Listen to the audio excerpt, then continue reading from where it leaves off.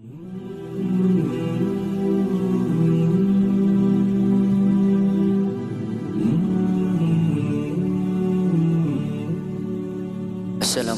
warahmatullahi wabarakatuh.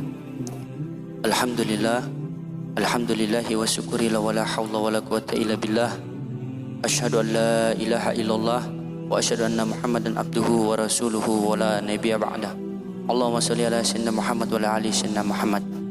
Wa qala ta'ala fil Qur'anil Karim, a'udzu billahi minasyaitonir rajim. Bismillahirrahmanirrahim. Kuntum khaira ummatin ukhrijat linnas ta'muruna bil ma'ruf wa tanhauna 'anil munkar wa tu'minuna billah. Wa qala ta'ala Rabbana abasharna wa samina farjitna na'mal sholihan inna muqinun. Wa qala Nabi sallallahu alaihi wasallam man ahya sunnati faqad ahabani wa man ahabani kana ma yafijan. Sadaqallahu aladzim wa sadaqallahu rasulul karim. Alhamdulillah, sahabat kreatif pendengar yang dimanapun berada, semoga sama-sama dimuliakan oleh Allah Subhanahu wa taala. Alhamdulillah, dalam kesempatan kali ini saya ingin menyampaikan sedikit tausiah, yang dimana tausiah ini bisa menjadi inspirasi kita untuk menjadi lebih baik ke depan. Hadirin pendengar yang dimuliakan oleh Allah Subhanahu wa taala. Satu ketika ada seorang sahabat yang namanya Syahban radhiyallahu an. Jadi Syahban ini dia kalau setiap sholat selalu berada di saf yang paling depan sebelah kanan. Setiap dia sholat dia selalu berada di saf depan paling sebelah kanan. Satu ketika selesai Rasulullah sallallahu alaihi wasallam mengimami sholat, maka Rasulullah berbalik. Ketika Rasulullah berbalik, Rasulullah melihat ke sudut yang paling sebelah kanan, Syahban radhiyallahu anhu tidak ada. Maka ketika selesai doa, maka Rasulullah mengumpulkan seluruh sahabatnya dan Rasulullah katakan, apakah kalian ada yang melihat Syahban radhiyallahu anhu? Maka seluruh sahabatnya katakan, tidak ya Rasulullah. Maka ketika itu mereka langsung bermusyawarah, dan setelah bermusyawarah mereka pergi menuju ke rumahnya Syahban radhiyallahu anhu. Ternyata hadirin yang dimuliakan Allah Subhanahu wa taala, hadirin pendengar yang dimuliakan oleh Allah Subhanahu wa taala, ternyata rumahnya Syahban radhiyallahu anhu itu dengan masjid jaraknya kurang lebih 5 km. Masya Allah, coba kita bayangkan 5 km, sangat jauh, tapi sholatnya selalu tepat waktu. Kita ini yang terkadang berdekatan dengan masjid tetapi masih terlambat. Maka ketika mereka berjalan kurang lebih jauh 5 km, maka tiba-tiba di rumahnya Syahban ada banyak orang yang berkumpul, dan ternyata mereka sampai di rumahnya Syahban radhiyallahu anhu telah meninggal. Maka ketika itu istri Syahban radhiyallahu anhu datang bertemu Rasulullah dan beliau katakan, Syahban di mana? Maka istrinya katakan, ya Rasulullah, Syahban telah meninggal dunia.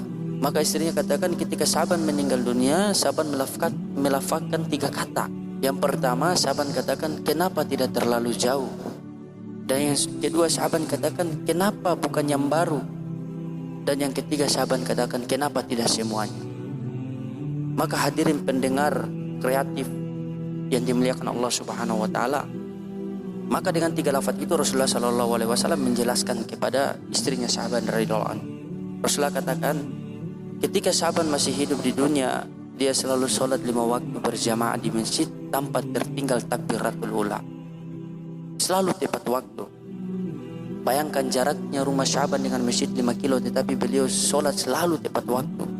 Maka ketika beliau meninggal, Allah nampakkan pahalanya ketika dia berjalan dari rumah menuju ke masjid. Maka ketika itu Syahban katakan, kenapa tidak terlalu jauh? Karena semakin jauh semakin besar pahala yang Allah berikan kepada dia. Dan yang kedua, kenapa bukan yang baru?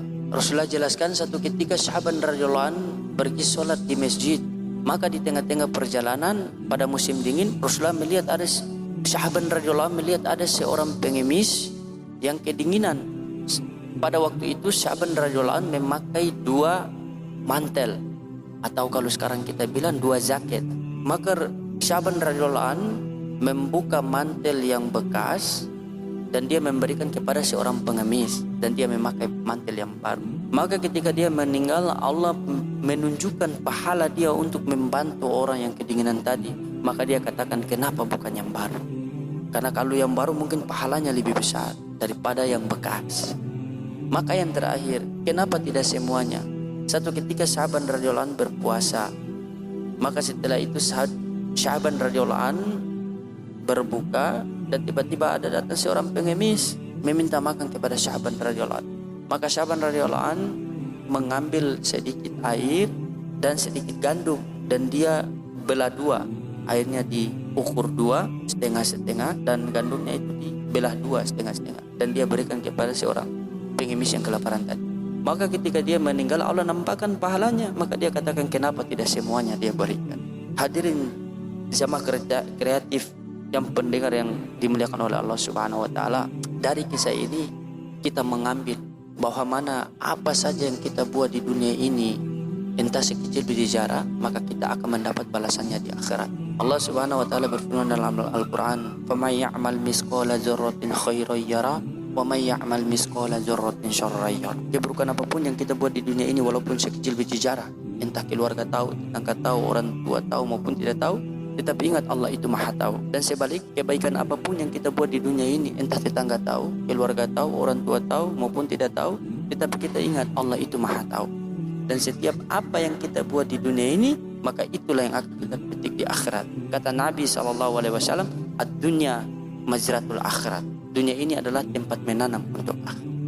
Alhamdulillah, hadirin pendengar kreatif yang dimuliakan Allah Subhanahu wa taala. Mungkin itu saya yang bisa saya sampaikan. Saya mewakili dari Remas Masjid Ar-Rahman Lelong Kananga atas nama Muhammad Sa'ad Jufri Bayon, mewakili Masjid Remaja Masjid Ar-Rahman Lelong Kananga. Semoga apa yang telah saya sampaikan ini bisa memberikan ittiba' buat diri kita semua, dan semoga Allah Subhanahu wa taala memberikan kepahaman agama kepada kita. Insyaallah, biar tidak lalai di pandangan Allah Subhanahu wa taala, maka mari sama-sama kita duduk menutup majelis ini dengan doa kepada majelis. Subhanallah bihamdi, subhanallah wa bihamdika, asyhadu an la ilaha illa anta, astaghfiruka wa atubu ilaik. Wassalamualaikum warahmatullahi wabarakatuh.